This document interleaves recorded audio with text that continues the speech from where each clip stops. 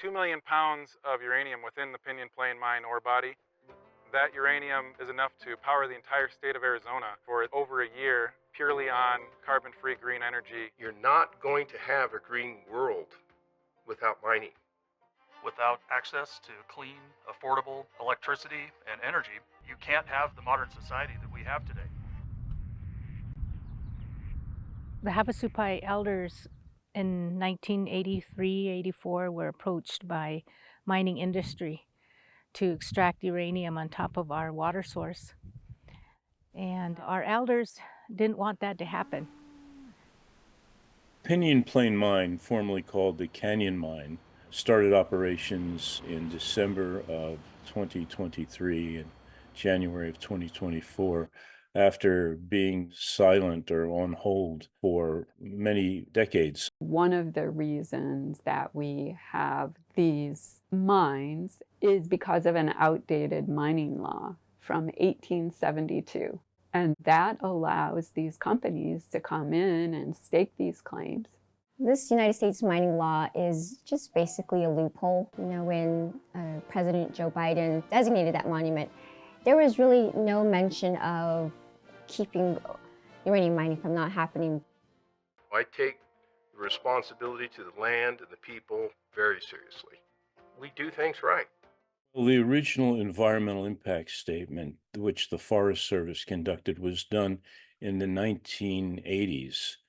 And in 1992, I testified before the Arizona Department of Environmental Quality. And one of my big concerns that I voiced in that hearing was that they would strike a lot of water because in some of their exploratory boreholes, there was water. And then there are also issues with contamination through the air. And that's one of the concerns about the hauling of this uranium. They only have a little bitty tarp that's going to cover these big trucks. Feel the wind, it picks the particles up and it can take it a long way.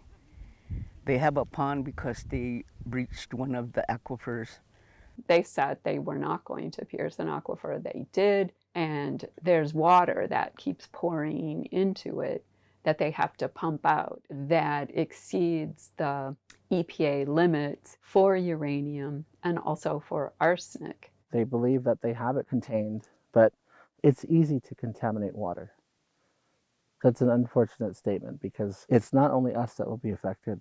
In the long term, the water that channels down to the Colorado River benefits people from the Phoenician area and the western and eastern region of the United States. We may be affected first, but it eventually trickles down to the rest of the world. See, they've lied to us because they said they're going to do it in a good way. We're not going to do these things, and they still did it. Once post-closure period is complete, we'll be able to return this land back to its former use, and the public would be able to enjoy and recreate here and not know that this land was ever even operating as a mine. Their closing operation is to fill it up with cement. That's not going to mitigate anything. When you remove uranium from the ground, it is radioactive. And too much of that will cause cancer and kill many of our people, which has already happened in the Navajo reservation. I spoke with Navajo miners who are currently dealing with ailments because they were working down in the mine and breathing in the air and taking uranium rocks home and using it for building their homes. When we're processing uranium, we solubilize a number of isotopes for targeted alpha therapies. They're not looking at these targeted alpha therapies to treat cancer, it's to cure cancer. Losing a family member to cancer is one of the hardest things. And that is one of the hardest deaths that anybody can slowly suffer and die from. My Nalia's son, Nali Hastin, which is my paternal grandparents, passed away because of cancer in the 60s and 70s. And we all believe that it's because they lived in Crown Point, New Mexico, which had uranium mines around it.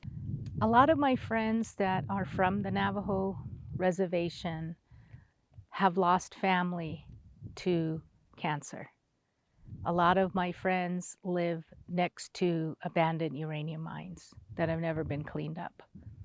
I was just a young girl in my teens, And this was happening before I even got to that age. Now I sit here as an elder, and that's too long. Why is it that us Native Americans are continued to be sacrifices? Every human being deserves to live in a safe place. We're taught as Havasupai people never to think negatively. All the different forms of protection that we've done up until this point, some of them may have failed, but I feel as though that gave us an opportunity to learn as well.